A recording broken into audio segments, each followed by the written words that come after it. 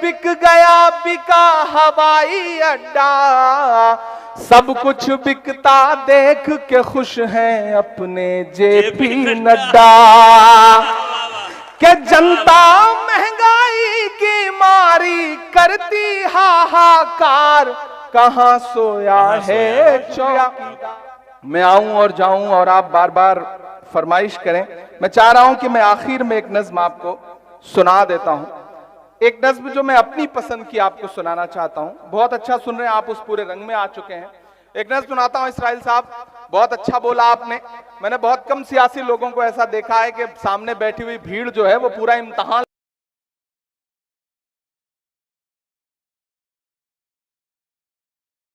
चाहता हूं कि एक बार जितने भी यहां मेहमानान बैठे हैं, भले ही मैं यहां मेहमान हूं लेकिन डाइस पर मैं शायर की हैसियत से खड़ा हूं, और जितने सियासी मेहमान बैठे हैं मैं चाहता हूं एक बार जोरदार ताली बजा करके उनके लिए आप उनकी इज्जत अफजाई करें। मेरा अपना मानना है कि शायर जो है वो समाज का आईना होता है, और हम देश भर में मुशायरों में जाते हैं, मेहमान आते हैं, सियासी लोग आते हैं, शमा रोशन करते हैं और चले जाते हैं। मैं पहली बार ऐसा देख रहा हूं सीमांचल में कि सारे के सारे सियासी लोग बैठे हुए हैं। मेरा अपना मानना है कि शायर समाज का आईना है, और आईने के सामने बैठने की हिम्मत वही कर सकता है जिसका दामन साफ सुथरा हो। ये जो सियासी लोग हैं ये नेक लोग हैं, अच्छे लोग हैं, आपकी दुआएं ये बता रही हैं, आप खुद बहुत अच्छे लोग हैं। मैं एक नज्म आपको सुनाता हूं। मैं इन दिनों जब सियासी महफिलों में जाता हूं तो मेरा दिल करता है कि उनसे पूछूं जिनको आप चौकीदार के नाम से जानते हैं, उनसे बातचीत करूं, उनकी खामोशियों को महसूस करूं। मैं पढ़ता हूं एक नज्म आपको कि कहां सोया है चौकीदार, कहां सोया है चौकीदार, कहां सोया है चौकीदार, कहां सोया है चौकीदार। पेट्रोल ने सेंचुरी मार ली, गैस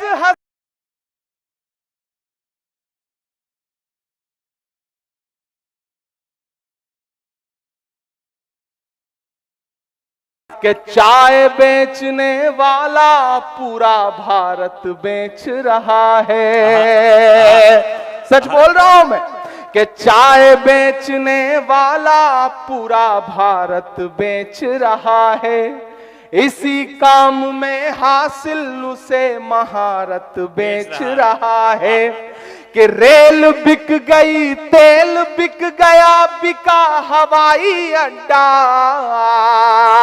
रेल बिक गई, तेल बिक गया, बिका हवाई अड्डा, सब कुछ बिकता देख के खुश हैं अपने जेपी नड्डा। कि जनता महंगाई की मारी करती हाहाकार, कहां सोया है चौकीदार, कहां सोया है चौकीदार। दोस्तों तकरीबन 2 बजने को आ गए हैं, आप यहां 7 बजे से आए हुए हैं। मैं जानता हूं आपने आज के इस मुशायरे में शुरू में थोड़ा बारिश जैसा माहौल भी था, लेकिन फिर आपने जो दुआएं दी हैं इसमें मेरे बाल बच्चे पल जाएंगे जो भी पैदा नहीं हुए हैं। थोड़ा सा आपकी और बेदारी हो तो मैं कोशिश करता हूं कि आपके रंग तक आ सकूं। मैं बिहार में खड़ा हूं, मैं सीमांचल में खड़ा हूं, मेरी आंखों में मदरसा अजीजिया का वो चेहरा भी है जो नालंदा का एक मदरसा है जिसकी सैकड़ों साल पुरानी इमारत पे न जाने कितने निशान मौजूद हैं।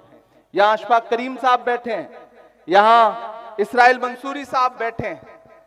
मैं आप अगर मूड में आ चुके हो और आप इस जहनियत में आ चुके हो कि आपसे कोई संजीदा गुफ्तगू की जा सके तो मैं थोड़ी देर आपके साथ खड़ा हूं। मेरे भाइयों सीमांचल वालों, हम इस दौर में एक मुश्किल लड़ाई लड़ रहे हैं। अशफाक करीम साहब गवाह हैं कि हम पार्लियामेंट में बैठते हैं तो वहां भी बोलने की पाबंदियों के साथ बैठते हैं, लेकिन मैं इसलिए जिंदा हूं कि मैं बोल रहा हूं। दुनिया किसी गूंगे की कहानी नहीं लिखती। हम मुसलसल लड़ रहे हैं, हम लगातार हाकिम की आंख से आंख मिलाकर बिना डरे हुए आपकी आवाज बनकर के बोल रहे हैं। मेरी आंखों में मदरसा अजीजिया है, मैं सीमांचल में खड़ा हूं। मैं चाहता हूं कि मैं जो मिसरे पढ़ने जा रहा हूं ये उसी मदरसे की दीवारों पर चस्पा कर दिए जाएं। मैं पढ़ता हूं ये साजिश और नफरत की नई आंधी चलाने से, ये साजिश और नफरत की नई आंधी चलाने से, किसी मजलूम और बेबस की हिम्मत आजमाने से, लगाकर आग नफरत की किताबों को जलाने से, किसी पर कहर ढाकर फिर तुम्हारे मुस्कुराने से, विरासत मिट नहीं सकती तुम्हारे यूं मिटाने से।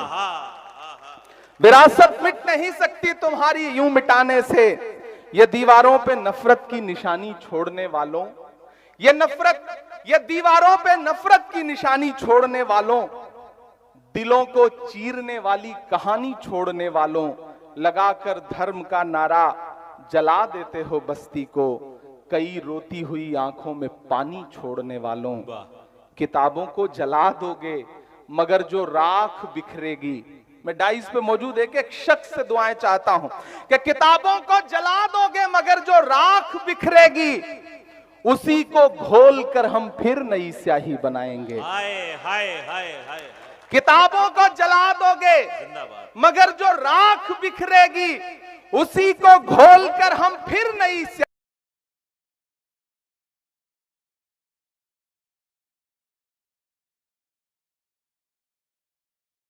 चाहत के कलम कागज लिए हाथों में बच्चे मुस्कुराएंगे। जिंदाबाद। मोहब्बत की इबारत को भला कैसे मिटाओगे, हमारी इस विरासत को भला कैसे मिटाओगे। मोहब्बत की इबारत को भला कैसे मिटाओगे, हमारी